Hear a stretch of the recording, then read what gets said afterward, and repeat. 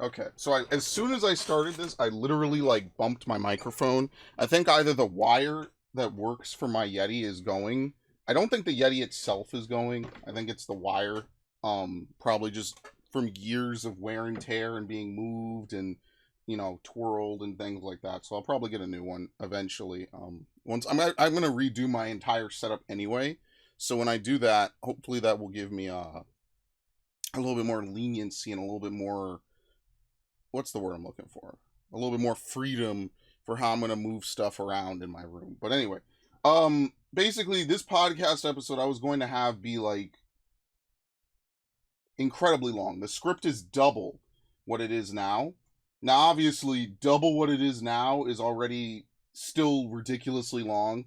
I trimmed it down a lot so that way it wouldn't be as long. Most of the extra stuff that involves like Sweet Baby and stuff, I decided to leave for another episode, even though it's stuff that goes back before a lot of this episode. And this is also going to be kind of all over the place. But I said, fuck it, because I don't have enough time to do both. So this episode's more just a general thing. For starters, and I actually yelled about this a little bit yesterday on what's it called? I yelled about this a little bit on my stream, where former Blizzard president Mike Ibarra thinks that tipping game creators $10 or $20 on top of the $70 price tag is a great idea. Some games are just that special, right? So the question really becomes, right? How do we discern which games are that special, right? Now, if you ask someone in the industry or who was in the industry, right? I don't know what he's doing now, but if you ask the current Blizzard president, what games do you think are worth tipping extra money on? Forget, forget that for a minute. What do you think the Blizzard president's gonna say, right? Now, obviously, this picture of whatever the new character is from Overwatch is just kind of there just because it's Blizzard, right? And Overwatch is their big product. But like, genuinely, what do you think they're going to say? Well, every developer, if you ask them, is going to say, well, my game is special enough. You should tip my game like a ton of extra money, right? Like, you should give us extra money. But as I said yesterday, and I'll say it again, my brothers in Christ, this $10, $20, you get that from loot boxes. Like, you sell loot boxes, right? It's not like you just sell random stuff. Like, this is what kind of fucks with me so much, right? All these people, all these companies, these industries, these everything, right?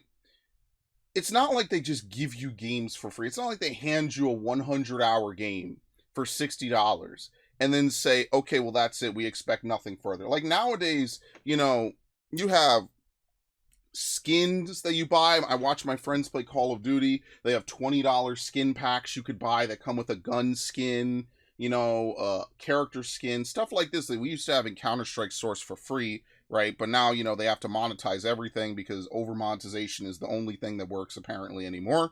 So they over monetize the fuck out of that, right? They over monetize just the game itself, right? Like I think what game was it where you could buy like a fucking tracker or something? I don't even know, right? Even back in the 2011, they had COD Elite, which nobody remembers anymore unless you've been a long-time COD fan. And COD Elite, you could pay for like COD Elite Pro, but it was only really around for a year and then it just simply disappeared. Stuff like that. But like, dude, selling a loot box is just selling like a bunch of yes nos. Like, do you have this item? Oh, look, you got lucky. You got a 0.01% drop. Right? Remember, they make tons of money, and most of the stuff that you get in loot boxes, especially duplicates, the amount of coins they give you back for getting a duplicate is like nothing. And back when I played, at least, you really couldn't even earn these coins outside of like special events or getting duplicates. They had a whole monetization system for Overwatch, which is insanity on like any base level, right? So now, not only did they bump the price of video games up, which is already insano, but now they want you to just give them $20, $10, just for 10, 20, 50, whatever dollars, just because you're enamored and blown away by the game. Like, dude, that's what we pay $70 for. That's when you buy loot boxes, is that not an affirmation on some level of, I like this game or I want that reward, here is more money so I can hopefully get this? Like, it's not even like COD. At least you could say with COD, you get what you buy, right? It's not like it's like a $5 loot box that's a random drop or whatever, right? No, it's like at least on Call of Duty, and people hate COD, right, for this. But like at least on COD, when you spend $50 on skins, or I guess it's $20 a pack, whatever it is, $20, maybe buy a couple skins, $40, $60, right? At least you know what you're getting. The only thing they don't let you do is they don't let you preview executions. That's the one thing that I've seen that they don't let you do because my friend talks about all the time. But like, what do you think you're doing? Like, if anything, why not pay your workers more? See, like the real thing I could compromise on, and not to say that I would ever agree with this, but the real thing I would understand is like maybe they spread this $10, $20 out to the people who actually worked on the game. You know, this is just going in the pocket of the company or some big exec like the president who doesn't really. What did they do? They didn't really make anything. They signed off stuff. Like, this is not going to go to the people you think it's going to go to, right? This would be like if you sat down in a restaurant and you tipped the waiter, and then the waiter turns around and hands it to corporate. It's not going to work out the way you want, on top of already paying for like an insane, an insane, like $70 is a lot of money. Let's be fair here. For any game, $70 is a lot of money. Games that I bought when I was like 14 lasted longer than some of these games and were higher quality and more effort put into them 10 years ago than now, right? At least when you go out and you eat, like, the idea is that, the server is putting in effort, they're putting in work, they're the front face of whatever, of the kitchen, right? They're giving you stuff, right? So at least that, in that regard, you're at least paying them for something. Like, what am I tipping them for here? Everything's delivered digitally to me, right? Like, especially in this ever digital era where they want you to own literally nothing, which is literally the next topic coming up, right? They they just deliver everything digitally. Like, owning a game in a box is like a luxury now half the time. Now, there are a lot of games that still have physical releases and collector's editions and things like that, but ultimately at the end of the day, like, a large chunk of game sales, I would even almost imagine it could be the majority, are probably completely digital. Just people who buy a game, right? They don't plan to trade it in, right? And contrary to what a lot of people say, like, at least back in the day when you bought games at GameStop, right? Like, you could trade in a game within like a month and get like $40 back. That's pretty fucking insane, right? Like, if you bought a brand new game, you beat it, and then you traded it back in like really fast, you could get like 2/3 of your money back. Which, I mean, obviously then you could, I forget, did they let you take cash out? Did they? Or did they put it on the card? Maybe it was on the card, so to keep you in the infrastructure. But like, imagine going into, buying a brand new game, right? Like, let's say you buy GTA 5, right? And let's say you don't care about GTA Online, which is a huge reach, but let's pretend, right? GTA Online didn't launch with the original game anyway. So you buy GTA 5, you beat it in like a week, right? It's like all day you come home, you play, whatever, blah blah blah. You beat it in a week, you go back to GameStop and you get like $44 back. Like $40 back. It was insane. I remember I did this with a couple of games that I regret. But like, I got like most of my money back. I got like $40 back, $30 back. And I said to myself, like, dude, you could conveyor belt the shit out of games, right? And like, yeah, technically you're still taking a $20 loss, but I mean, you got to play through the whole game, right? Like, it's not like it's a rental program, right, where you pay for the program. Like, you get to play the whole game. It's up to you if you want to hold it, and then afterwards it's whatever. And that's why there's a lot of games in that era that were just kind of designed to be like red box, game fly rentals that you just kind of rented for a little bit and then tossed, basically. But like, all of that is completely aside from the point. Me and my nostalgic rantings for the 2010s, all that's completely aside to say, like, dude, what the fuck? You want more money on top of $70? Like, come on, bro. It's getting ridiculous with this shit. It's like anything and everything just to not produce a game that's worth $70. Now, let's be fair. If you played Overwatch consistently, much like Fortnite, much like Final Fantasy or World of Warcraft, like, you would still have the stuff that you had from season 1, including some of the skins that they will never sell again. Like with whatever dude was having whatever what was it? I don't know. Some Blizzard Overwatch team, Dallas Fuel, some shit, I think, was like grooming minors or something. I don't remember because I don't really care that much about Overwatch League because it was a joke from day one. Um but it's absolute insanity to think, well, you bought this game for $70. By the way, that's before tax, right? For me, it's like 76.30 something, I think. Whatever, 9%. Well, okay, let's be completely strict about this.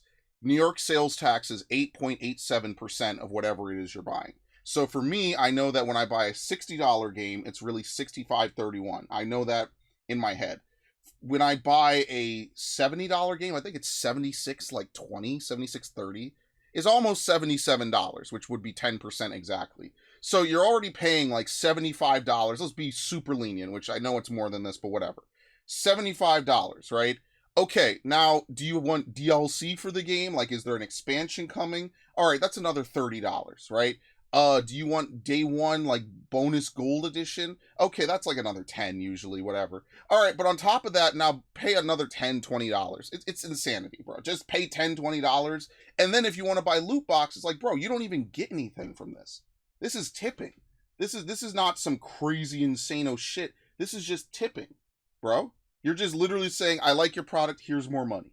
Like, I'll say this, right? I'll say, I like that they did this with the game, I'm gonna buy it, right? I'm gonna do this with it. But usually I buy the game multiple times. That's like the most I could think of. So like when they released Tales of Vesperia Definitive, I basically bought that on every console it was on. I think I have it on Xbox. I might not have it on Xbox. I have it on PS4, which is what I started that half-ass playthrough with. I have it on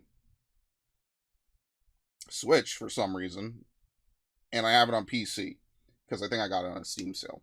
But yeah, like all these games, all these games, like at least you get something when you buy the game multiple times, right? At least you could, if I buy 4 copies of, let's think of an upcoming game, Stellar Blade. Okay, I totally cooked that example. If I buy 4 copies of Stellar Blade and I mail them to my friends, right?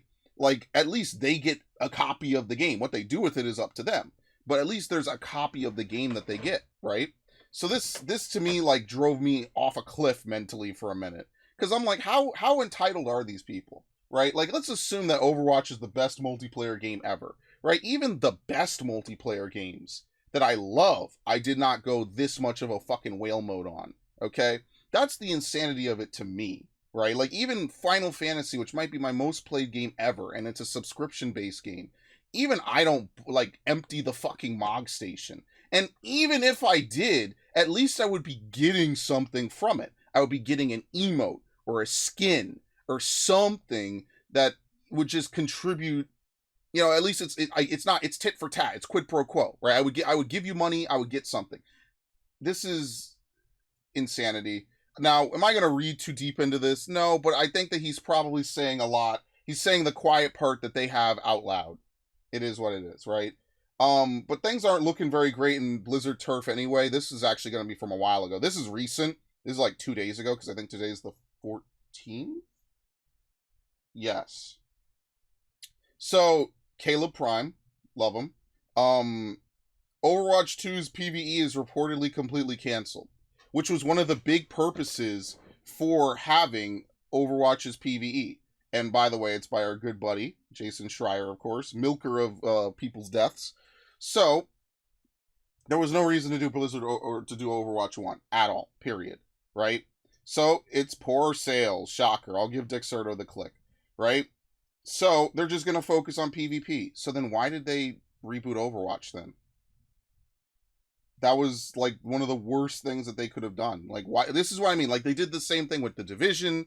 They did the same thing with Destiny. Why? Now, if you already owned Overwatch, my understanding is that you didn't have to, like, rebuy it, which is nice, because I own Overwatch 1 on PC. I think. Yes, I do. I haven't played it since like 2018. I used to watch Searchter play it on PS4 on SharePlay and then on Discord streams. I actually do miss that. Actually, before it was Discord streams, it was NVIDIA Shadowplay.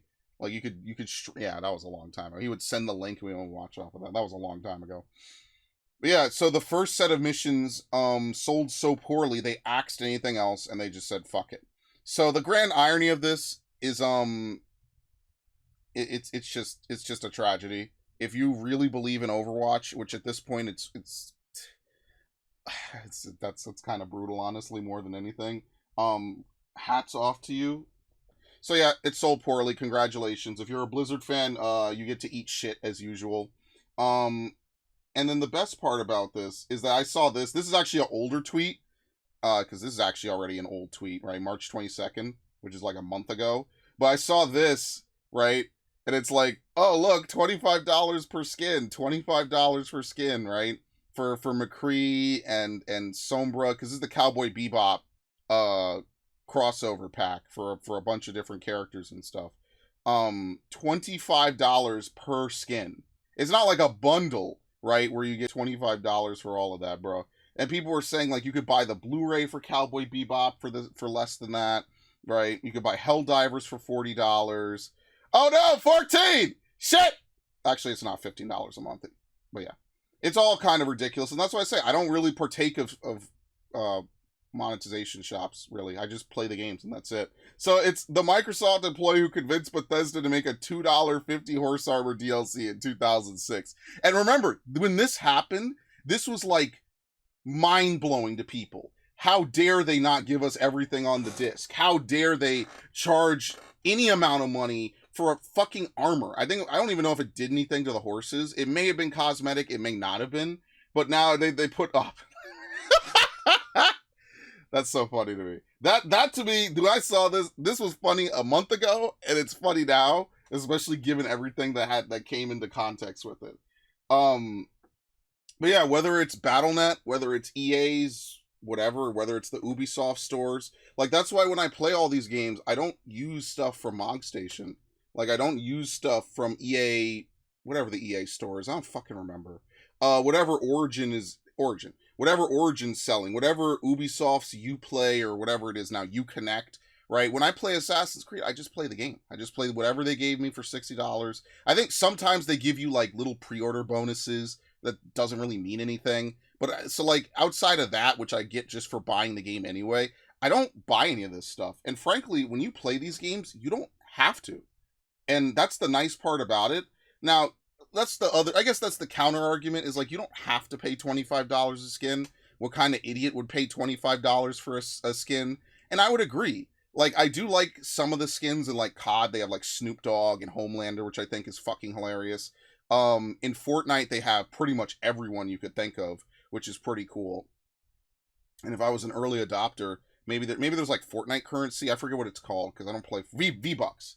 Like maybe you could buy some stuff with that. That could be cool. Like if you want to buy a skin or two, I don't hate people that do that, but it is absolute milkery what they do in these monetization stations. And that's why when I say like this dude is an absolute clown, like why would we tip you?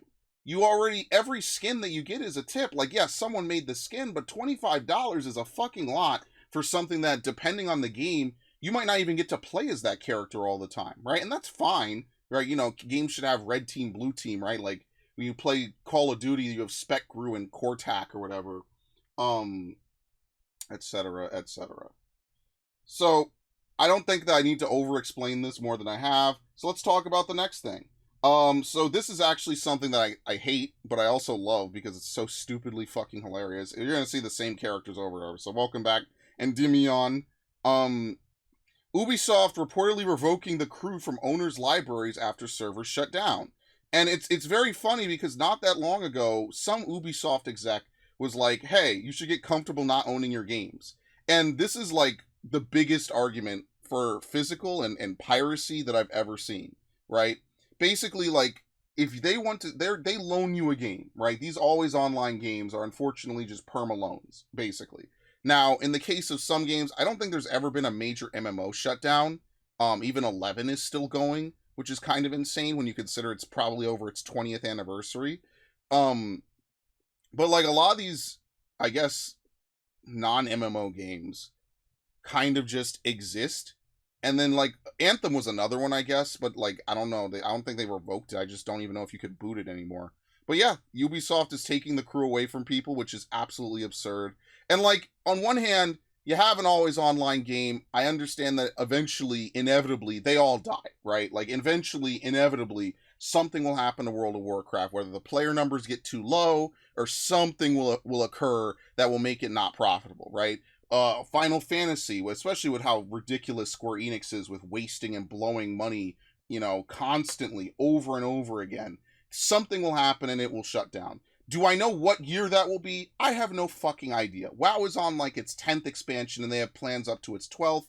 14 is getting 7.0 literally this month.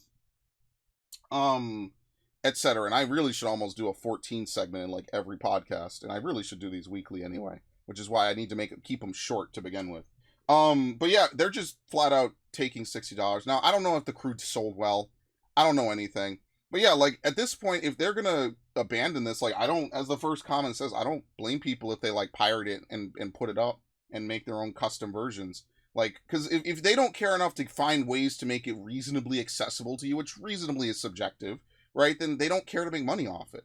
It's like Nintendo with the Wii U and the 3DS. They could have had systems in place to resell or have a console that you could, at least digitally own these games, like with the Wii U. If they don't want to do that, then I don't blame people, right? Like, how are you supposed to play some of these games, this content that's just now gone, that you can no longer access and download?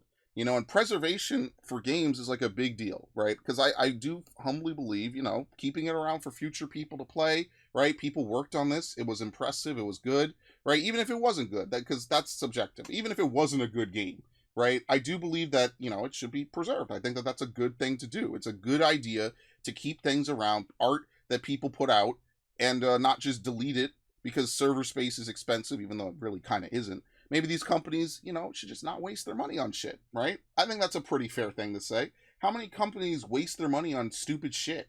Stupid games that actually shouldn't exist, that don't appeal to anyone? Like, why would they continue to do that? So, like, it's really hard because, like, on one hand, Ubisoft will make a lot of good games, right? Ubisoft, like, I like Prince of Persia. I'm going to go finish it. I promise you, I'm going to finish it.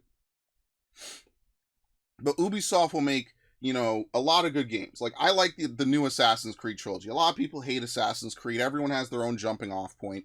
I like the Layla trilogy. I think it was really good. I like Mirage 2 as like a nice companion piece. I think they're fun games. And certainly they got a good amount of money's worth, even before DLC, right? We were topping like 90 hours, 100 hours on the main story alone before concluding it. It's an epic, and I actually really do like that, and I actually miss it, believe it or not. I miss waking up and being like, well, time to play some Assassin's Creed, and playing Assassin's Creed for like 5 hours, 8 hours a day, and then concluding and saying, well, that was fun, and then going back and doing whatever. I actually do miss that, believe it or not. I actually do kind of miss that, like, recording purpose. It was nice. It was nice to have a game that I didn't expect to be really good, like with Origins, and then play it a lot and really get into it and really get into the story. And then same thing with Odyssey, play it a lot, really get into the story, and then, play Valhalla and really get into it and really get into the story. But yeah, I was really enjoying that a lot, actually. So, like, then Ubisoft turns around and does this, right? So, like, when I say Ubisoft makes good games, right, it doesn't mean every game they make is good. In fact, we're going to talk about another Ubisoft game that I think is going to be bad, or at least they're shaping it up to be really bad, which is Star Wars Outlaws. But, it's really hard for me to sit here and say, well, they make good games. I had a fun time. And I have this problem with randoms I talk to. I have this problem with the friends that I talk to. It's very hard to even begin to have that discussion because the negative connotation, which is rightfully deserved, right, in a lot of ways, is very hard to even convince people like, well, hear me out, right? You can't even get to the hear me out portion, right? Now, ultimately, I'm just a fan of if a game is good and you like it, play it, right? Obviously, that's easier with single-player games because it doesn't matter if the year is 2018 or 2118, right? Doesn't matter. You could play Assassin's Creed Odyssey by yourself, right? To my knowledge, I don't think it requires internet. I'm pretty sure it doesn't. I would have probably heard about that. So you could just play it whenever. I like that game. I really do. I genuinely do, right? Even without the DLC, even without the we made one protagonist canon bullshit, right? Completely destroying player choice, right? I actually do like that game a lot. That's one of my favorite games I played recently. It's one of my favorite games I played on the channel. It has such a good mental tie in my head. I really do love it. Anyway. Yeah, Ubisoft being Ubisoft. Hold on. Okay. Now that's done. Let's move on. So this one was a little bit confusing. The next thing, so what actually happened, I didn't get the damn thing. Shit, alright, I'll look for it in a second, because it's in my Discord. I'll grab that in a second. But, Dead Space 2 Remake reportedly canceled due to poor sales of the first remake, And then the update is that EA denies reports that they were ever even making a Dead Space 2 remake before it was canceled. We don't normally comment on rumors, but there's no validity to this story. So this comes off of Motive remaking Dead Space 1. Now, they added a couple of things which I actually do like. I do like the whole, there's a side story that was in the original that was just a side story that becomes more integral to the main plot. There's a couple other things that are here and there. Some of them I really like, some of them right? But I guess I'll grab it right now because holy fucking shit. So, this comes after this. I'll get rid of my Discord now because I won't need it. So, Battlefield 2042 is basically having Motive work on it now. So if you know what's going on with this, right? Battlefield 2042 is the latest in the long-running Battlefield series, right? As you know on this channel, over a decade ago, I was completely into Battlefield 4, more so than Call of Duty at the time, actually, because I didn't really like Ghosts at the time. Apparently they have tons of seasons for this game. Now, I don't know how long a season lasts in this. I'm not really gonna, I guess it's not that long because they're on season 7. I don't really care, though, because I don't plan to play this game at all. So what they're going to do is, instead of having Motive... Here we go, see? To that end, Motive Studio, talented developers known most recently for the work of the critically acclaimed remake of Dead Space and Star Wars Squadrons, are building a team focused on Battlefield at their studio.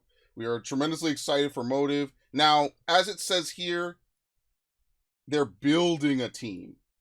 Now, how much of that team is going to be like the A studio being moved over or something like that, I have no idea. At this point, it's unclear. But this sounds very similar to what Activision did with Call of Duty when they had, like, Toys for Bob work on, Warzone. And to me, in my mind, that's such a shame because these studios, they make good games. They make good things on the side. At least the argument for Call of Duty is that Call of Duty is doing real big fucking numbers, as always. I don't know if Battlefield is doing real big numbers.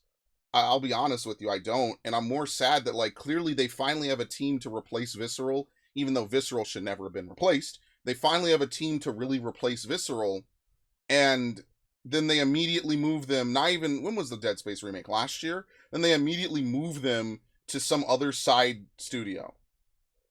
Yes. I wish I was kidding. So, that's the unfortunate part about it. I've never heard anything good about Battlefield 2042. To my knowledge, it's always been, like, mixed reviews and stuff like that. But, I mean, most of these shooters know that they just have a certain core fan base. And, I mean, like, even back in the day, I was a huge fan of COD. And it's not going to turn into a huge rant. But it's just sad to see, like, Motive will not have their full attention on whatever they're going to do next. Now, am I super thrilled at the idea that all they're going to do is remake Dead Space instead of making a new game? Not really, right? I would much prefer that they didn't do that. But, it is what it is.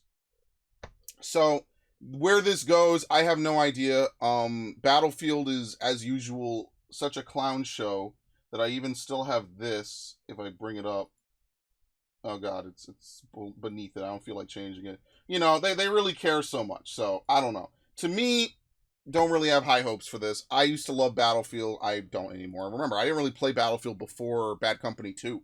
And I absolutely love Bad Company 2. And every subsequent Battlefield, I liked it more and more. And now I just don't play any of it, so. Now, this is the kind of thing that I'm not, like, a huge fan of. I know on this podcast, I've pretty much listed a bunch of people and have agreed with them a ton. I'm actually going to disagree with this next one. So, after Resident Evil 4 got its remake, right, which has a lot of things I do like, a lot of things I don't like, now, there's a lot of talk about there being a Resident Evil 5 remake. And one of the things that I really wanted to point out is that Resident Evil 5 might be one of the last decades, or I guess it was the 2000s, it was the end of the 2000s, like one of the most, like, controversial games of that year for some reason. If you remember, or if you're even old enough to remember, Resident Evil 5, when it first came out, was accused of being a horrifically racist game because you're shooting black people, you're shooting Africans. I wish I could make this up. That is actually, like, the whole insano twist that people had on it back in the day.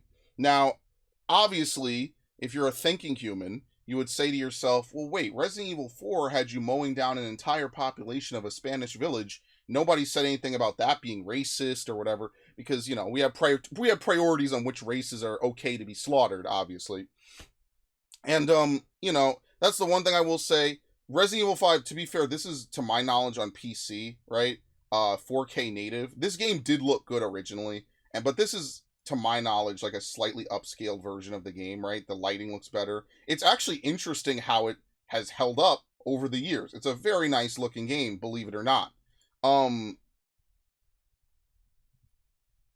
this is actually true. You could pretty much play this at high settings on any decent computer. But Untouchable Story, like, I'll be honest with you, this game became a meme. Like, what do people remember it for? Fucking punching boulders, right? Like, Resident Evil Story is kind of out there.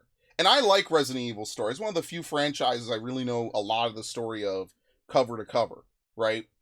But saying it, I don't know if 5 is untouchable. I'll be honest with you. It's supposed to be like a concluding arc to the Wesker drama, which is kind of nice. But I don't really know if I would say it's untouchable, and it was certainly laughed at a lot when it first came out. Now, ironically, this is actually very correct. They just put the game out. They said, whatever, the game is set in Africa, deal with it. Now, I do believe that they changed some things about Resident Evil 5. I don't know if it was originally supposed to be co op. I feel like it wasn't. I feel like that was a shift because co op games were becoming popular with the advent of Xbox Live and PSN and voice chat. Um, and I feel like that's something that was like temporarily really nice, right? Like you could have a co-op game. But like that's one of the things that people always cite as the detriment because Resident Evil 4 was designed to be a single player game, and then you had this game which was very broken up into, chapters, which Resident Evil 4 was, but it was a little bit more smooth, I guess, because it didn't have to have loading and ready up points and things like that. This game is a co-op game through and through. And ironically, it's my most played Resident Evil game, right? Like out of everything, even after platinuming Resident Evil 1, this is still my most played Resident Evil game. I have all the trophies on it on the PS5 re-release, and then I have all the trophies of it on the 360. It is my most replayed Resident Evil game. Now, actually, the irony of saying no censorship is that they didn't censor killing Africans, but they did censor the chainsaw animation. For those of you who don't know, Resident Evil 4, in America, Leon gets decapitated by the chainsaw. Leon and Ada can actually have their heads come off via the chainsaw. In certain countries, I believe Germany and Australia, they actually censored that because their laws restrict them from having excessive gore be displayed in video games. So in Resident Evil 4, they actually depended on your version, right? I don't know what it's like in the Japanese version, but in the American version, they don't give a shit, bro. The heads are coming off. So in Resident Evil 5, you actually get chainsawed, and yes, it's a chainsaw to the neck. It's more implied decapitation. You don't actually, like, if you die to the chainsaw man in a certain way, you could see your character's body fall forward and your head's still on. So, like, you fall off with your head off, supposedly implied off the camera. So they did kind of censor it. It is a little bit of censorship, but I mean, like, again, I don't know. I played this game ages ago. It's been a long fucking time since I played Resident Evil 5. But the real reason I put this is not just because I disagree with some of his take on the original Resident Evil 5, most of which is still fine. Like, this game does look good, and it does run really well. But there's a huge demand now for Resident Evil 5's remake, which I personally am against without a Code Veronica remake, because a Code Veronica remake would be necessary, because Code Veronica is like what ties together Resident Evil 2, I'm sorry, Resident Evil 1 and a little bit of 3 and Resident Evil 5. Like, you kind of have to have Code Veronica narratively for those to make sense. Now, there's also what was it? The Umbrella Chronicles, where they have the whole scenario where Chris and Jill are doing the fall of Umbrella. That's also its own side thing that has only ever been in Umbrella Chronicles, which would be actually interesting if they expanded it to a full game, although I could sense the monkey's paw curling from here. And besides that, they had the DLC for Resident Evil 5, which leads up to Jill being abducted and the plot of Resident Evil 5. Right, a lot of that takes place in the 2000s. I believe Code Veronica takes place in 98 at the end of the year. Right, I think it's 2 months after Raccoon City, maybe, I forget. Yeah, I wish they would remake Code Veronica. A lot of these old games... See, the problem with the remakes, though, is that they don't really keep the canon together. A lot of the canon just doesn't make sense, so, like, the remakes have to be their own timeline, which I'm not, like, a huge fan of. But whatever, it is what it is, right? Like a remake of the game and hitting the general points would be pretty good. Because Code Veronica is a very unique game. It's very unique. It's in between the PS1 trilogy, but also not before like Resident Evil 2002, because it's like a Dreamcast game, basically. It has dynamic camera, which is cool, but yeah. Beyond that, yeah, Resident Evil's gonna get a remake, and it's gonna be really fucking stupid. But and I really think they're gonna change a lot. Like, do I think this outfit for Shev is coming back? Of course not. Why the fuck would they bring this back in the modern era? Like, you already know, you could already send, like, I think people forget how game journalism was before, like, 2012. Because this was, like, you would have imagined that the kickback to Resident Evil 5 happened in, like, 2018 or 2020. That was 2009, and people were talking about how racist is this game. Now, I don't know if it was just, like, a general shitstorm of people memeing it into existence, plus people actually offended at the notion that black people could have an outbreak on their soil, whereas every other outbreak took place on white people's soil. But that's what I'm kind of like confused about, although I just imagine it's a bunch of grifters gonna grift. But yeah, nowadays it would have the exact same kickback to it. I feel like Resident Evil 5 would have the exact same problem, probably magnified a shit ton, and we'd have that whole debate again, and it would be so fucking tiring, when in reality what people just wanted was a single player Resident Evil game. Like, you could put up with the co-op. Like, it's an interesting idea in, like, the evolution of Resident Evil 0, where the co-op, I mean, ironically, Resident Evil 0, you kind of don't play as a co-op game half the time. You play it as one character doing most of the work, unless you're forced to do a two-character puzzle. But anyway, that's besides the point. You're gonna have a whole shitstorm about Resident Evil 5 again, and then they'll remake the story and change shit. Even though this basically plays like a modern game to this day, there's no real reason to actually have a Resident Evil 5 remake. Maybe, like, I just, to me, that feels like a miss. I feel like a lot, like, because they know they could cash in on it, right? Like, they know that this is still going to sell, and even I'll buy it, right? Because I like it. But, like, I feel like we should just make new Resident Evil games, right? Like, let's have different stories, right? Unfortunately, Resident Evil is probably going to hit a point where they're going to have to reboot the timeline at some point. And I'm not saying that because I think it's bad. I just think, like, at some point, how many different stories are you going to cram into, like, this 30, 40-year period? You know, like, how many different things are going to occur? And I'm not sure. And I like this series a lot, okay? I really do. I like horror games. I don't speed run them and, you know, play the shit out of them like I used to, like with Resident Evil 5 and Resident Evil Remaster.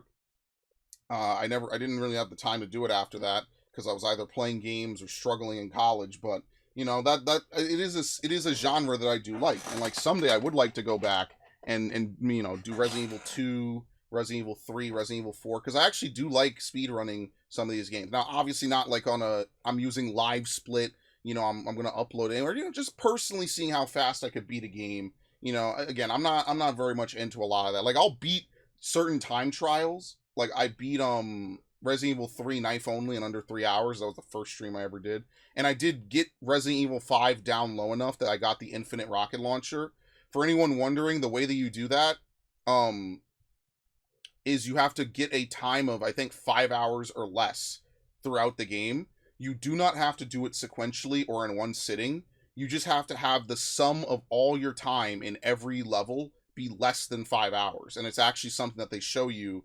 I think it varies based on what difficulty you play on. On normal difficulty, it might be like 4 hours. You could look it up. But basically, the sum of your total time must be less than 4 hours, I believe.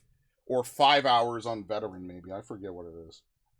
The only thing I never got was the stupid achievement for professional, because I never figured out how to not have Sheva get incapacitated. And that shit annoyed the fuck out of me to the point I just stopped. I just got tired of it. I'm like, why am I sitting here doing this? So yeah, I just stopped after a point. Beyond that, let's see here. Let's get to the point about Star Wars Outlaws, because that's like pretty much the main meat of the game. So following, unfortunately, in the footsteps of Jedi Survivor, this game is going to require internet to install it, as you can see. Now, that alone wouldn't be the worst thing ever, but then it really makes me ask, well, what the fuck is the point of the Blu-ray in the damn case, right? Like, why would you have a full case? You're not going to give 2 discs. Like, a lot of games get around this by giving you 2 discs, right? So, like, I'm playing Rebirth. They give you 2 discs. why would you, what is the point of having Blu-ray? The whole point of Blu-ray was it could store a lot, right? Why would you not just have a play disc and an install disc, which seems to be the current thing? So basically, you're just downloading the whole fucking game. It is what it is. Now that alone would be something to rant and rave about, but I want you to go back a little while ago, right? This is actually an old tweet, believe it or not, right? So Endymion made a post, or this is balls deep in the Sweet Baby issue. I might have talked about this, right? So manga lawyer, we got the same dudes over and over. I love it. Manga lawyer is over here showing off the model for the main character. I don't know who the fuck she is because I don't really care about this game, right? I don't know who this is at all, right? This is the model. This is the character they come up with, right? This is the model. This is the character they come up with. And look, hair, I understand. Hair is up to the characters. Like, a lot of times the characters that they do for Resident Evil don't have the same hair. That's because they want to keep true to that original character's design, or maybe they don't want to have ridiculous long hair. That's fine. I get it. Hair is one of those things that's a little bit variable. You're not going to have a game that ever replicates hair one-to-one perfectly. I get that. But it's the face, man. Like, how do they not do this? It's intentional. I'm telling you, it's intentional. And to emphasize that, right? I mean, here he's talking about how they reduce boobs, right? They reduce the lips, right? And I agree with him. The actor here is a genuinely attractive woman. What did they do? And I don't know, again, I don't know if Sweet Baby's involved in this. It could just be an industry-wide thing. I don't understand how they end up with this, right? Like, I want you to bear this in mind. They always say that, oh, these guys want, they're porn-brained, right? These guys want, they don't look at women, they want to look at women lustfully. But, like, if someone actually looks this way, right? To me, it's not that, we don't have enough attractive people in games, right? It's that you get a model that is attractive. By most metrics, I think most men would agree she's attractive. And then you change how she looks for no reason.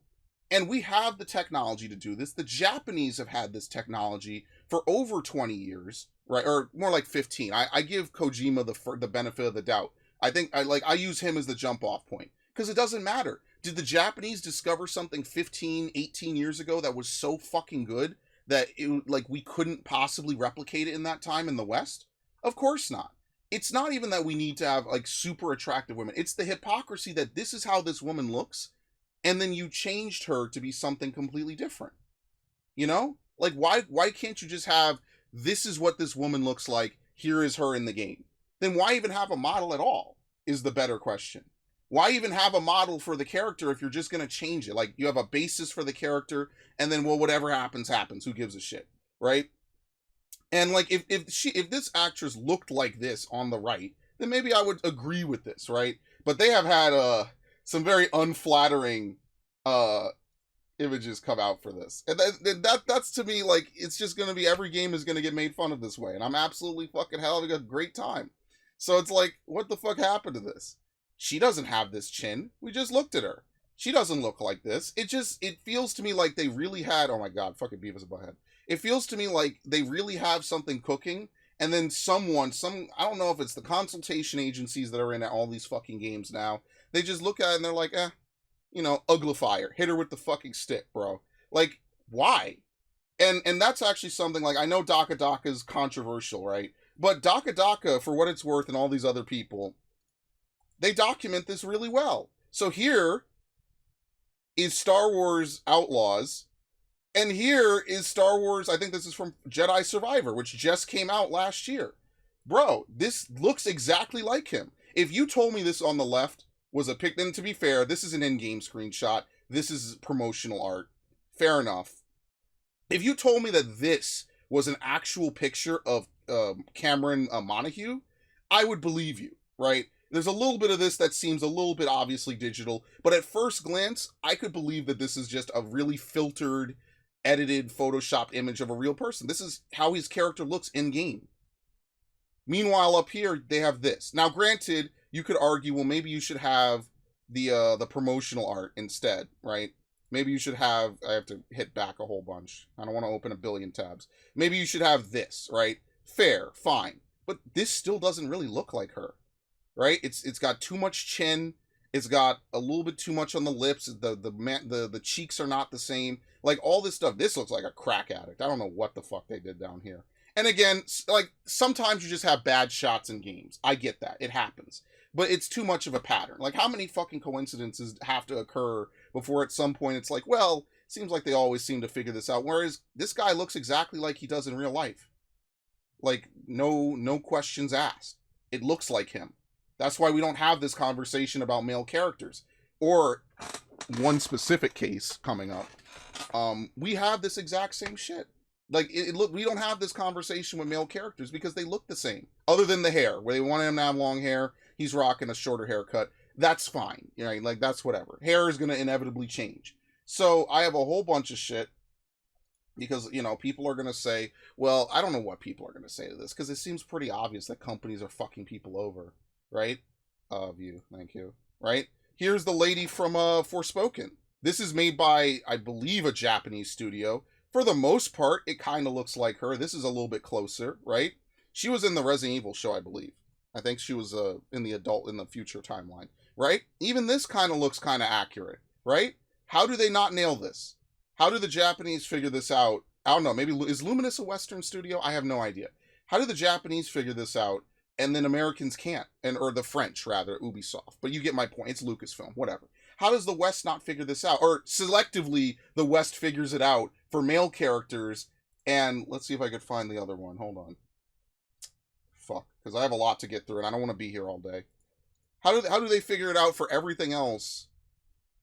This is an AI image, actually. Yeah, here we go. Making 3D models is hard, guys. And then here's an AI image. Yeah, these are the brainlets that they're sending out, or that are taking this upon themselves, bro. Like, if you look at MGS4, they have the same women. I really need to find that image where they had the women. Oh, did I link the same thing fucking twice because I'm an idiot? Yes, I did. I meant to click this. I'm all over the place, right? The internet was tearing this fucking game apart for a variety of reasons. You had Asmongold talk about the $160 edition. Now, I don't know how many missions are apparently locked in the standard version. What I will say is that it's not the first game to have content locked behind a pre-order. That doesn't make it a good practice, right? But I understand that a pre-order bonus is there to give you a little incentive to pre-order. See, my thing about pre-order bonuses is I don't mind them as long as it's not ridiculous. Now, I don't know how much is locked. Right? If it's like one short, pre-order bonus missions usually are shit, right? They're usually bad. So usually I don't throw a big fuss over it because most games that have them are just bad anyway, you know? But yeah, this is Force Unleashed, and now admittedly, right, Force Unleashed is kind of just a wacky game to begin with. As I even said when I was playing, Juno Eclipse is whatever, right? Like you would never have Juno Eclipse in a game today. And that's fine. It's just that it doesn't look like the person they model it after. This is like an F for trying to do that. It's really kind of insanity. And so a good example that I saw, which is from a game I didn't play, and I actually need to upload the fucking Force Unleashed playthrough part that we did, but my computer crashed and I don't know if it saved that and I have to redo it. This is a scan, or I think they recreated her face. This is not actually a face scan of I forget the lady's name because I don't really remember RoboCop. I was never that big into it. This is a this is from a Polish studio, a AA studio, right? They recreated her face, I'd argue, pretty much almost shot for shot, point for point. I think it's a little bit of the cheeks, but to be fair, we're looking face on as opposed to like a little bit off face from here. Somehow, this is the model for Mary Jane, and they cannot replicate that. Why? Why do they do this? I don't understand. And like you could argue that it's not a big deal, whatever, and I would agree with you. Yeah, sure. The games are still fine, but it's one of those things that they intentionally go out of their way to get wrong. Because there's tons of studios that don't have this problem. Even Forspoken, for what it's worth, right? The game everyone shit on and nobody bought. And I can't wait for people to say that, Forspoken actually isn't that bad. Nobody bought it, right? Except me. I lost my train of thought because I laughed so loud. Even that has the same looking character. Why is that not possible for Spider-Man? Like one of the biggest launches of last year, right? I don't know. It's kind of weird, huh? It's kind of interesting how Forspoken and even a RoboCop game nobody remembers, right? Somehow, and it was apparently good. I didn't hear anything bad about it. But, RoboCop, which is kind of a AA game to begin with, right? Like, it's one of those franchises that's kind of whatever. That somehow does it, but these big games can't. It makes no sense to me. And I have tons of examples of this shit because this was like peak performance. This is how I knew I was making another podcast, because normally I wasn't going to do it, right? So someone put together this big tweet. I shit you not. It is long as shit, right? And by the way, this is an AI generated image of Johnny Silverhand. So the claim that he's smooth to avoid crevices is incorrect, because this isn't an in-game render. It's a flat image, right? This is not taken from the video game itself. So you're using AI generation in your argument about, oh my god, these people are not sending their best. But like, as you see, thousands of people liked each and every one of these, right? But yeah, they have no problem getting male images correct, right? They have no problem casting Keanu as fuck, I didn't play this game, Johnny Silverhand, right? They have no problem figuring this out. So why is it only ever the female stuff? And a lot of this is fucking cope, bro. Like, look, see, they have no problem doing this. Scam malls are over-leveraged so hard that it takes so much information for the eye and normally throws away. It's Uncanny Valley. This looks fine. In fact, this is almost exactly the same hairstyle that he has in the game. So, the other argument of it is that, again, going back to this, the entire thread is fucked from the moment you point out the Japanese have been doing it for decades, and none of them look fucked up. And somewhere in here, I have the fucking Resident Evil shit. I don't know where it is. I had the Resident Evil stuff. And again, I should have archived and documented this a little bit better. But the Japanese have been doing this forever. Oh, and Deborah Wilson is fine in every game she's in, by the way. She literally looks exactly the same. So if scanning and rigging is so hard and the results look different no matter what, then how come they can scan Deborah Wilson absolutely perfectly? For what it's worth, this pretty much looks like how Deborah Wilson looks, bro. Black is easier to capture, I guess. That's so fucking funny. But yeah, I mean, I guess it is. Dude, why is it only the white women that are fucked up, huh? Forspoken lady, and I don't even know what her character's name is, Frey. Forspoken, Frey looks fine. Deborah Wilson looks fine in every game that she's in. The top left is Suicide Squad. The top right is Wolfenstein. The middle is Fallen Order, specifically. And I don't know what these last two are. I don't know where they come from. I'm assuming one must be Call of Duty or some shit. And I have no idea what the bottom right is. Fucking Horizon? Who knows? I have no idea. But how come they could get Deborah Wilson perfect every single time? They don't even need a second attempt. This is actually like a super banger tweet. Legitimately. How come they could do it every single time? And it's a link to this, basically. This thread spends a long time explaining the nuances of character modeling in 3D scans, yet misses the point entirely, most likely on purpose. Someone wanted her to look like Luther from The Words. Yes, someone wanted her to look bad. It has nothing to do with the technology. It has nothing to do with they can't figure out how to do it. It has nothing to do with, oh, it's hard, so it always looks fucked up. Dude, they nailed Deborah Wilson every single time. Every single time they get Deborah Wilson correct. And that's great. Good for her, because I actually think she's a good actress in the things I've seen her in. Right? Good for her. Why is it that they can't do it for, like, you know, Mary Jane, all these other, and all this other bullshit, right? To me, that's fucking wild. What do we have here? Oh, wait, is this, did we already do this? Yes, we did. Okay. Let's see. Oh god, I don't even want to talk about the Fallout show. I'll be honest with you. The Fallout show has kicked off such a fucking hive.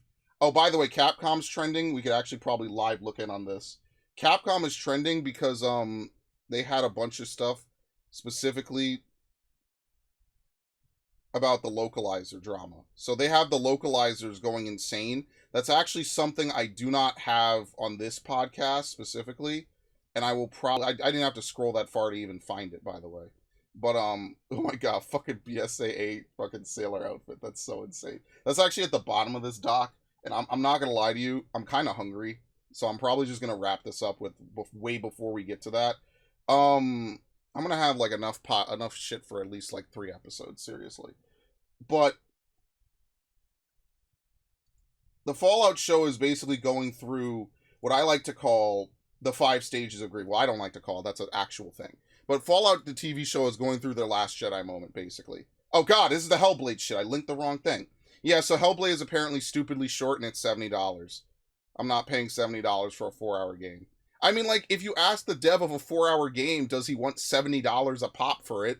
I mean, what do you think he's going to say? No? Like, come on, dude. Come on. Like, what do you think they're going to say? like this is like the Overwatch thing. Like, do you think that the Overwatch dev is going to be like, yes, pay me less for my work? Of course not. That's literally never going to happen in a million years. So basically, there's a whole bunch of discussion about the lore of Fallout. I am not an encyclopedia on the lore of Fallout, like I might be more so for Assassin's Creed and Resident Evil, and I used to care about Pokemon and some other stuff like that, like Metroid and things like that. I'm not an encyclopedia on Fallout. But they're basically having their Last Jedi moment where it's like, well, Star Wars hasn't always been super serious, guys. Like, sometimes Star Wars has been silly, right? It's the same thing. And it's true, right? Star Wars hasn't always been the most serious, depressing, dark, edgelord material. Fallout hasn't always been the most serious, dark, depressing edgelord material, right? They've had some lighthearted jokes. They've had Easter eggs, right? There's nothing wrong with that. So, I mean, this kind of summarizes it perfectly.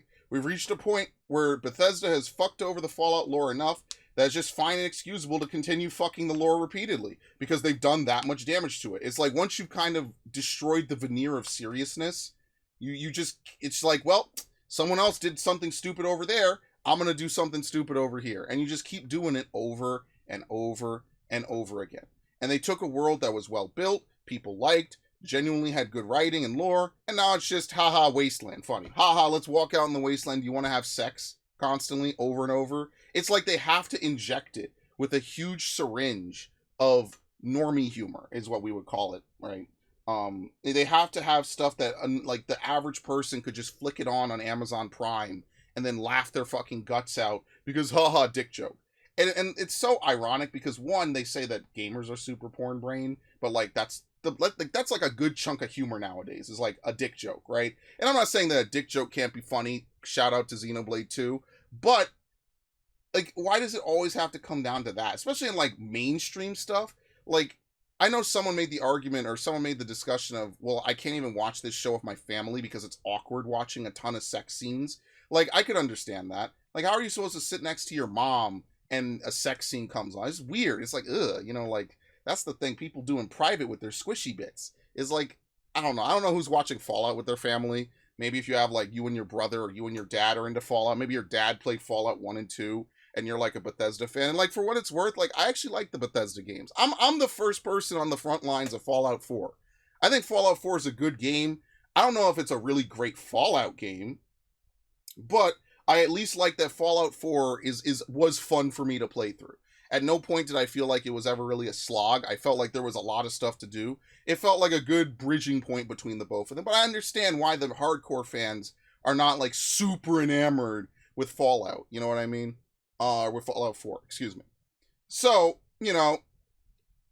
just keep fucking with it. And that's how you end up with Star Wars, where we now fly fucking ships right through other ships using hyperdrive. And it's like, okay, but why didn't we do this from day one? Right? Like, if that's the case, what is ever going to be a threat? What was special? Like, the Holdo maneuver, stupid. Episode 9, Rey is healing people. She has infinite force energy. But don't worry, she knows how to do everything, guys. It's like, well, at that point, like, why even have lore? Why even have anything? It's just cool stuff happens. Here's some glow sticks, slam them into each other. One of you gets cut in half. But then it doesn't matter anyway because you'll just come back in 10 movies and it doesn't matter. Right? That to me is the problem with it, is it's like we need to have this always up mentality and always humorous and always all over the place. And for what it's worth, the Fallout show, the first couple of episodes are fine. I watched one of them with my friends. I watched another one afterwards, and then I kind of just stopped caring because I'm like, well, if I know it's going to go to shit, why am I going to continue watching it? Like, that to me is just a waste of time and energy. But yeah, it's at the point now where Bethesda has fucked this over so much that just whatever you do to it is whatever. And that's exactly what happened with Star Wars. Whatever, we fucked it over so much. Just keep changing it and see what happens. And I just kind of hate that because I feel, A, it's defeatist at its core, right? It's like, whatever, who gives a shit? And B, to me, it's just sad. It's just like, well, we couldn't write anything else. We couldn't, create a Fallout 3 style story or something, right? We just had to. And a lot of people have been kicking it back and forth that they just hate New Vegas so much that they had to shit on New Vegas. They hate what came before. Here's the new things that are super lit and super awesome. And I do feel kind of bad for them, especially as someone who's more of a casual fan of Fallout. I do feel kind of bad because this is the same shit that happened with a lot of things I like. And when you see it happen to something else, it's just like, damn, bruh, you weren't safe either. I know, it is what it is. Um, it is depressing, but I mean, at the end of the day, it is what it is. And 76 doesn't give me hope for Fallout anyway. I think that you're just witnessing your franchise die in real time. Sorry to say. So, unfortunate, but I mean, it is what it is. And by the way, I like to point out, now I can't prove that this is occurring. I think a lot of people will defend anything just because they had a good time with it, and just say it's faultless. It has no faults whatsoever, right? I try to at least list the faults and the things I like. I could probably rant for half an hour about anything I like in that manner. I try to, right? Just to at least say, nothing's perfect, right?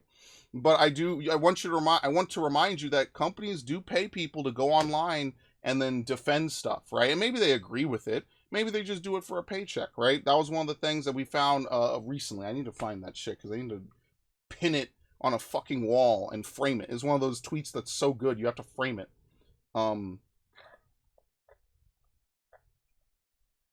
It's really a shame. It's a shame that they had this nice overarching narrative, and then they're just like, okay, well, because I'm not gonna spoil the show. It just came out. If you really want to look into it, you can look into it. And luckily, most of the people I know that like Fallout pretty much moved on. They just don't care. So I guess that's good enough for that. All right. Let's see. Oh yeah.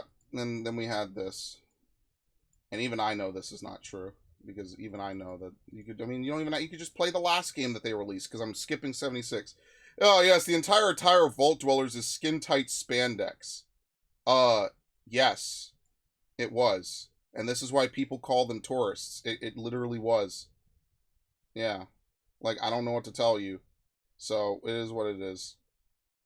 It's supposed to be skin tight. I could tell you that much. And this is 76. This is 76 stuff in 4, I think, because this is the protagonist of 4. Anyway, I mean, like, then when people show up, like, look, I'm pro gatekeeping in the sense I don't think that a bunch of idiots like this should show up and then be able to dictate a whole bunch of bullshit. Because, like, you could just tell people didn't play a lot of shit. I feel like we're going to have this in the inevitable next Metroid game. And, you could ratio the fuck out of them. And, like, admittedly, right, I will take the opposite side on this. Because this one actually created a kind of a shit show. Game characters AI. Because technically, 1, this is not a game character, right? And 2, this is for the Fallout show, right? If I'm going to sit here and tell you it's bad that they change video game characters because that's not how the real woman looks in real life, right? I have to sit here and then say, okay, but, they shouldn't change this because that's not how she looks in real life, right? You could argue, in my opinion, that the suits are not very lore accurate, which I would agree with. I mean, it is my argument. Of course I agree with it. The Ranger armor doesn't look correct. The Brotherhood helmet's open the wrong way. Obviously, they didn't really care. The only thing they really got, from what I saw, is the Pip-Boy. They understood that how the Pip-Boy was, but that's because the Pip-Boy is almost like iconic of Fallout, right? Like, that's the whole point. The Pip-Boy and Vault Boy doing the thumbs up, etc., etc. Yes, I will agree. You should not. This is not idealized, right? You don't have to edit a real life image of a woman just because her ass isn't big enough. Now, I would agree that they didn't do the spandex thing, right? I understand that. That, on the other hand, is another topic for another thing, but it is what it is. Yeah, it was. So I don't know, man. Like, I could understand one argument of you don't have to make it so that way her ass is bigger than what it is, because Ella Purnell is actually good looking. Now, my friends are absolutely in love with her. She's good looking, right? She's a good looking woman, a good looking actress, right? You don't have to do this, right? So this whole discourse has just been a fucking shit show for the last like 2 days. Now it's kind of died down. I think the 5 cycles of grief are coming to an end, ideally, because it's done. We'll revisit this when it gets its inevitable season 2, like Halo. But do you like even the Halo shit doesn't make as many waves as it did? Because at least with Halo, they were willing to say, listen, this is our own original alternate timeline. Because that way you could just be like, whatever. They did not confirm that this is an alternate timeline. I do think that they actually want this to be canon. To my knowledge, they did not come out and say, this is an alternate canon. We went with certain endings in New Vegas, right? Here's a list of it if you're curious, right? Because they know that the people that like Fallout really like Fallout. They really like it. This is not like COD where people just play it every year, right? And like idiots like me are over here actually following the lore of Call of Duty. And it's not that. No, it's not that. So, yeah. Anyway, they have some other things like the capital of the NCR doesn't exist around the time of New Vegas, but for some reason no one mentions it in New Vegas. And then, we're playing, which is a big storyline goof to really say, like, hey, our capital's gone, but we're going to be over here fighting for Hoover Dam. Like, it's a big storyline goof that no one in New Vegas mentions that, right? When, remember, New Vegas was originally supposed to have 4 different routes through it. Much like Fire Emblem, it was supposed to have 4 different, completely separate routes. But like Fire Emblem Three Houses, they only really developed one of the routes, and then, like, one other route that's completely different than like, the other 3 shared routes. That's exactly what happened in Fire Emblem Fire Emblem Three Houses, where they developed, I think it was Silver Snow was developed first, and then they went back and they added in 3 other characters with 3 other routes, and ultimately only one of them really fundamentally plays differently, and then ironically it's the shortest route in the game. In New Vegas, I guess the equivalent of that would be the Caesar's Legion shit, because basically the entire game is NCR, like NCR has control over most of the game areas. So yeah, there's a lot in New Vegas. I do feel bad for them on that, because I actually do like New Vegas. That was like one of my original longest playthroughs. I actually really do like it. So yeah, the other thing that I want to mention is let's see if fucking here we go. This is actually an image. I do not know the original Twitter account that posted this. So this is the exact same setup that they had for the Resident Evil show, if you can remember that, right? It's been a while. Lance Reddick, unfortunately, has passed away since then. But if you remember, they were talking about, oh, Netflix's Resident Evil is so great. It's one of the few good video game adaptations having, like, and by the way, this is the lady from Forspoken.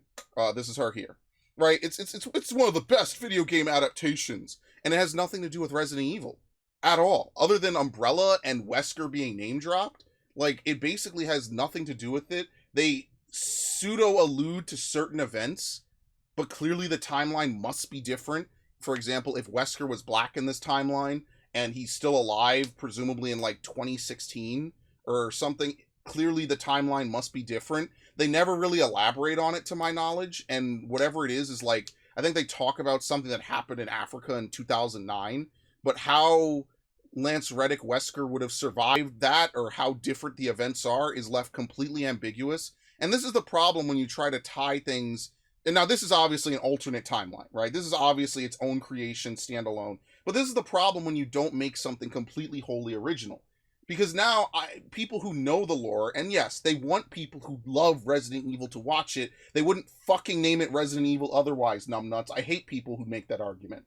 But I got to start asking myself, well, what happens where, right? Like, what's going on where? How is this happening? It's a whole fucking mess. It's a whole fucking conundrum. I have no idea.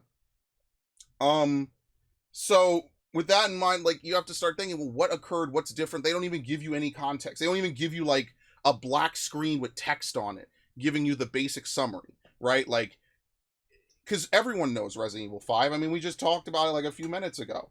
So then they put a bunch of people in it, right? They race swap Wesker, which, for its credit, Lance Reddick was a great actor, right? So he performed to the best of his ability in a shit script in a series that was doomed to only be bad. And I feel bad for him. And that's like the last live action, to my knowledge, that he's in. And it sucks that's the work that we're going to have to remember him by. Not obviously only that, but that's the last thing that he worked on, to my knowledge, right? And it's just really shit, unfortunately. It's really shit. I mean, just a lot of things about it. And they give it a 9. And this is why nobody takes them seriously. This is why all these gaming sites, half the time you click on them by accident, the other half I just intentionally don't. Because it's like, what the fuck? This is a 9 to you? Watch this shit. Actually, don't watch this shit. It's awful. I take it back. But yeah, they did the same thing. Word for word what they said about Fallout. It's the best video game adaptation. And then right before it releases, they always have someone come out and say, well, we don't care what the fans think about it. We're not trying to make the fans happy. It's impossible. Bro, play the games. Even better, watch the games. It's like, that's how simple it is. It's not even that hard, right? Like you could buy everyone who works on the Halo series who wants to write for it.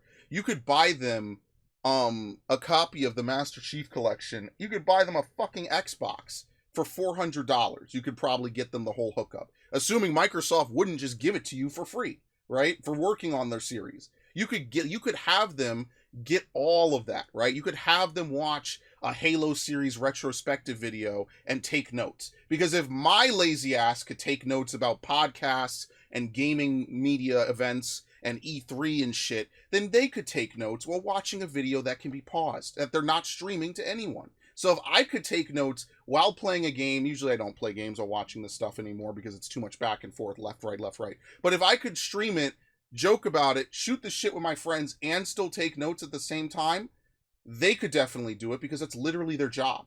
But the truth is that they just don't care about making stories and universes. They just want to take the IP and zombie necro it into something else and make it dance. They could put, tons of women in it, tons of black people in it. And I'm not saying that Lance Reddick couldn't have been in a Resident Evil movie. I'm not even saying that he couldn't have been Wesker. But why couldn't the story have been more true to the games? Even the fucking made fun of, was it Wes Paul? What was the guy? The Paul Anderson. Sorry. The Paul Anderson, is it Paul Anderson? Who the fuck made the Resident Evil? Alright, so this is who made it, right? Let's see. Who is it? Just Resident Evil 2002. Who the fuck made this shit? Where is it? And by the way, look at this shit. This shit got brutalized when it came out. Brutalized. And ironically, it's way closer. Yeah, Paul Anderson. Yeah, Paul W.S. Anderson. Okay. Like, I want you to think about this. These movies originally were closer to the source material by large margins, okay? Large. This is 2002. I want to remind you, at this time, the Resident Evil remake was coming out as well. This is actually an original remix of this, believe it or not. This is original content for the most part, right? It's a little bit of a take on Resident Evil 1, and then I believe the sequel is a little bit of a take on Resident Evil. Yeah, it has its own alternate continuity, which is fiction and it's not actually linked here, right? Apocalypse came out 2 years later, if it would click. Thank you. Apocalypse, generally unfavorable with a rating of 19%, and it was still a box office bomb, or a box office bomb is always a weird term, because you would think a bomb is the bomb, right? It's a blast. No, it made a ton of fucking money. It was actually really good, so obviously they made another one. And these movies got fucking pissed on, bro. They're making these movies on, like, really low budgets and making tons of money on them. They're making, like, 3x what they put in, right? And that's why this is, like, iconic of this shit, man. It's really sad, dude. Anyway. Beyond that, the point of the matter is that back in the day, they made movies and shit that was way closer. So, like, you have a divergence, right? You have people that really like it now, and I'm not gonna lie, back in the day, people didn't like this. They thought, well, why didn't you make a 1-to-1 of the game? Now, you would be probably grateful for like a 0.5 to 1 on this level. Nowadays, you're not even close. You're way even further, and they're over here like it's a 9, bro. Rent must be due, motherfuckers. I don't know, man. Let's see. Oh yeah, and then we have to fucking talk about this shit again. So normally I don't remember if I talked about the Tomb Raider shit where they had the black lady with no legs be the Tomb Raider down here. Tomb Raider wants to escape its colonial past. I mean, like, what could be a better, more iconic phrase to throw in front of Tomb Raider, right? You know, it's not just enough. You can't just have a lady who's really good at raiding tombs because she wants to find treasure, you know, whether to preserve it, whether to sell it, whatever. It couldn't just be, you know, like an action thrill adventure, right? It has to be something, you know, oh my god, this white lady's taking our stuff, it's colonial, it's this, it's that. And I mean, like, this is why they got fucking hard ratio, bro. Like, could you just make a game with Lara Croft? I don't even really care about any of the design choices on Lara Croft anymore. I don't care if you have water physics to make her look super wet, or if you do whatever, right? Could you just have a woman that kind of looks like Lara jump into some tombs and have some platforming? Like, could you just do that at this point? Sounds like it's ready for its own tomb is a fucking stellar reply. Could you just do that, man? Like, I feel like there's all this attempt to try to, like, apologize and retroactively, like, cleanse the sins of the past for a lot of these franchises. Like, bro, people just wanted to watch cool people do cool things. I don't think anyone was watching Tomb Raider or playing Tomb Raider in 1996 or whatever because they were like, yes, I get to take indigenous treasures from the people. No, people just like the idea, hey, I want to go into a tomb, it's full of dangers, it's a race against time with other rival Tomb Raiders, right? That's literally how Uncharted got started, right? It's the male version of Tomb Raider. They even call it male Tomb Raider because that's effectively what it is. But I don't think any IP has been bastardized nearly as hard as fucking Lara Croft and Tomb Raider. I think Tomb Raider has been fucking destroyed for decades now, over a decade, because people either just want to change Laura into this, to completely purge, sexualize Laura, and all these other things, when ironically, the Tomb Raider anthology sold very fucking well, right? People love that shit. Tomb Raider anthology sold really well. And then this is the first thing that happens. And it's really sad. It's really sad to be a Fallout fan. It's really sad to be a Tomb Raider fan. And it's like, I just feel bad for them. I feel bad that, like, you know, we should be in this era where, like, you could have Tomb Raider games. They're making one every couple of years. It's great. You're eating happily. You know, go back. People really forget the 2000s. In the 2000s, man, for all kinds of, whatever the reason was, in Japan, it was that they wanted to over monetize games. In America, is that they wanted to add a whole bunch of weird politics into it, right? And then mid 2010s, it all ended. You used to get tons of games, new IPs, fresh ideas, and not all of them were hits, but it was the diversity that made it really good. It was the intriguing part of, let's mix it up, let's do tons of variety, right? Let's have tons of different games, right? Nowadays, it's like, what tons of games are there to really get? Like, honestly, half the time I'm making a gamble. Like, when I bought Prince of Persia, I saw a little bit of non-trailer gameplay from someone actually playing the game. I think they were in, like, the tutorial area. And I was like, damn, bro. They actually put a lot of work into this. Otherwise, I might not have played it. Genuinely. And clearly, people are not fans of this. Not gonna lie, clearly. Now, I think this person is just reporting. You know, they'll have, like, reporters and like, people who really talk about the games that they like. I think that this person is just talking about a game that they like. I don't think that they actually, it doesn't seem like they're official or anything like that. They just like Tomb Raider, they just tweet about it. But bro, look at this shit. In a sane world, in a real world, marketing directors would look at this and be like, fucking abort this. Get rid of it. It's just sad. I feel like a DEI creates another Dead on Arrival game. Why make a Lara Croft Tomb Raider if you don't want her to raid tombs? Because the name makes money, right? The IP makes money. Why make a Fallout show if you're just going to put a ton of sex jokes and weird shit in it? Because people know what Fallout is. Even normies know what Fallout is now. Why make a Star Wars movie where that has basically nothing to do with Star Wars? It's just some girl LARPing her way from A to B and never fucking up. Because it makes money, because people know what Star Wars is. You could do this with anything, right? And it's just really sad. I'm just really kind of torn up about it. So, I don't know, man. That to me, again, Tomb Raider, like Fallout, another franchise I loosely played a bit. I plan to do a trilogy of it on the PS3, which I need to fix my PS3s. I really do. I've just been lazy. Ugh. I need to do that next, because I'm not done fixing my PS4s. But I use my PS4 every day I stream almost. And I never have time. I need to clear off the other desk I have over there. I have a bunch of sewing materials and shit that I need to move. Yeah, I feel really bad for Tomb Raider people. And this kind of summarizes it up pretty nicely.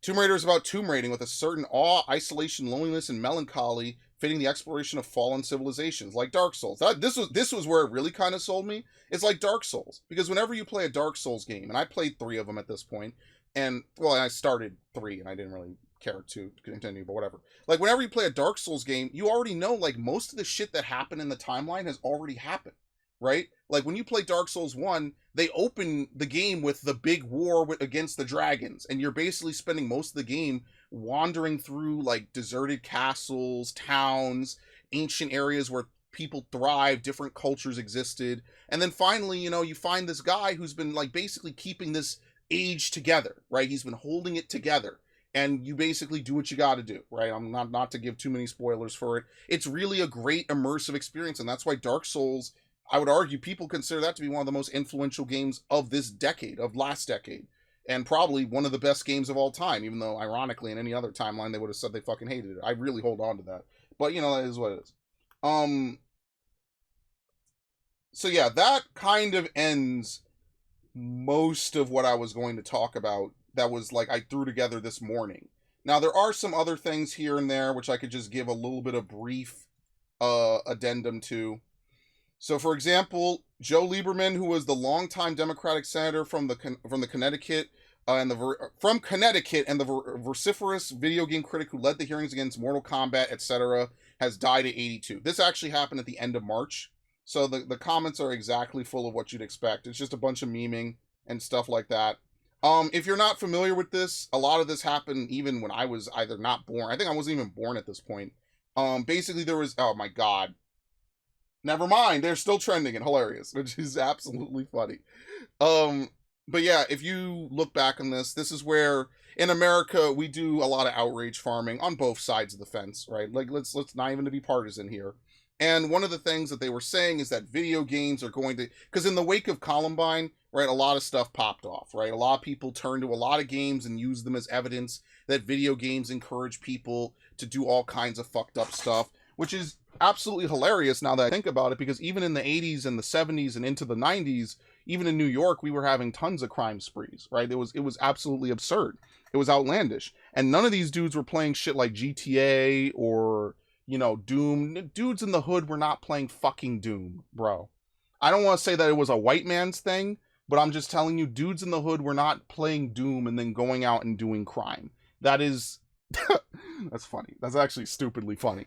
But, you know, they just said, whatever, who cares? It's all the video games, right, guys? I mean, oh my god, you get to play as a dude killing aliens, even though Doom, I've seen, you know, you could argue Doom is the most Christian game ever. But, like, oh my god, it's crazy. You're shooting guns, bro. And see, all they had to do was tweak it to make, instead of saying video games cause violence, just say video games cause sexism. And look how poison, look how potent that toxin is. And it's never gonna go away. So yeah, this dude is dead. You know, I don't want to T-pose on his grave because, you know, he was a dude. He did have a family, presumably. But it is just kind of iconic of the end of a fucking era, a little bit, right? And how ridiculously, like, how uncharitable and outright lying they were in some of those clips, right? Like, you know, these politicians didn't see any of this gameplay. They saw a bunch of doctored or really edited screenshots. They lied about Night Trap, saying that the goal is to trap women and kill them, when in reality you're saving the women. The game sucks, right? No one would know what the fuck Night Trap even is in the modern era if it wasn't for stuff like this. No one would fucking know about Night Trap. I mean, I don't want to shit on the, what was it, the something pictures? Was it Digital Pictures, right? But, like, even back then, their games were not good. Nowadays, the analog for that would be, like, Walking Sims and Telltale games, right? But that game exists in infamy erroneously because of people like Joe Lieberman, okay? It sucks. It's really unfortunate. Let's see. This has probably occurred. And if not, it will. So... Warner Brothers Discovery, not content after delisting all the Warner Brothers Discovery TV shows or whatever on PlayStation, is going to delist all Adult Swim games, presumably. It's likely. I don't know if this has been confirmed yet. The biggest one that I could tell you about is Samurai Jack, which I specifically own. That's the only game I bought from Limited Run, and it took them a year to fucking deliver it. Anyway, that's kind of all I have for that. Namco Bandai delisted a whole bunch of Tales games. It's really weird. I don't know why they delisted Tales of Exilia 2 and not Tales of Exilia 1. That's really interesting to me. But yeah, as they say down here, physical media, man, especially since this is not even the era of games where it was like, oh, it's all digital. This is just flat out, I played these games when they were new. Well, I didn't play Grace's F when it was new. I played Xillia and Xillia 2 the day that they came out, because I'm such a huge fan of this series. I played it. And so to think that they're just delisting it is kind of sad. Now, again, I think you could only really play this on PS3 anyway. I don't know why. Maybe they're prepping to re-release it as a collection, but I feel like you should be transparent about that. Like, and I'm being generous here. I feel like it's more likely they just don't want to have maintenance or pay for server space or whatever for games that aren't making the cut. Is unfortunate. That's why physical media, man, like, I don't understand. Like, you could just print it on a disc. You don't have to keep up servers. If nothing else, like, a patch. But then, to me, this is the disconnect, right? It's like, I want people to play Tales games. I like Tales games. I think they're really funny. I think they're entertaining. I think they have good story for the most part. Um, and even though I'm not like a fan of Zestiria, and I never played Hearts R, and I think Grace's F is like kind of mid-ish, I love Symphonia. They did just re-release Symphonia, but they didn't release Symphonia 2. So believe it or not, the PS3 collection actually has the sequel, and the PS4 version does not, because they only re-released Tales of Symphonia. Um, which I was kind of hoping they would remake it, honestly. Like, I think remaking it with a better engine would probably be better. Like, they're just putting makeup on a GameCube game, bro. Anyway, let's see. They're gonna turn Marathon into a... See, when I saw the Marathon thing from Bungie, I thought it was gonna be a remake. It's actually just going to be like a battle shooter. So they have decided to move away from custom player characters in favor of the Overwatch model, man. Are you tired of hero shooters yet? Because I am. So it's a Tarkov clone with Overwatch heroes using the name of, but completely unrelated to, a 30-year-old Doom-like. This is insanity. This is a banger tweet. Again, not all banger tweets get a billion fucking likes. This is a fucking banger tweet. I really mean this. What the fuck is this game going to be, and who is it going to appeal to? And they're like 8 years too late. Like, this should have come out 2020 latest, right? While Overwatch was still kind of new. Bro, it's gonna be too fucking late, man. I was interested because I was like, damn, bro, Marathon. At least they could have had a campaign, you know, remake the campaign, make it a little bit more apparent what you need to do to get through it. It's kind of depressing, but I'm not like the biggest fan of Marathon, so honestly, it doesn't affect me that much. Let's see. All right. I'm probably going to stop here because I'm going to go eat. I think that next time I talk about this, I'm going to talk about the Capcom localization shit because I think that that's like a big deal. So I'm going to make a cutoff point. Where am I here? Yeah, let's make a cutoff point. And then I'm going to have another episode because I'm tired. I'm going to go eat. So, I mean, like, look, at the end of the day, there are good things in games. I just find some of this shit to be very notable. I especially find the whole conversation about, like, we can't have attractive people in video games to be absolutely insane. Because, like, you totally can't. That to me is just such a weird thing to lie about. Or for game companies to not do. Like, because here's the thing. If they could just say, we're just not going to do this. Fuck you. And it would just be that simple. We're just going to edit these women's faces, and that's what we're going to do. And, like, maybe that would be a little bit, like, at least that would be kind of full mask off. I don't know why we have to go through all these wiggle rooms of, well, it's hard to model a female face, it's hard to do this, it's hard to do that, when companies literally not even a year ago did it no problem. Like, so the Japanese can do it no problem. I don't know. So, any event, I mean, like, that to me is kind of insane. Oh yeah, and well, the last thing I'll just move this to the next topic. I'm gonna definitely do better on this. I have to edit this on Saturday. And then not do it on Sunday. So I'll probably release this. Maybe I don't know. I'll figure out when I'll release this. But yeah, it's been quite a week. We jumped around the timeline. The next 2 podcasts of this are gonna be me jumping around the timeline some more. So yeah, very nice. And I will see you later. Very good.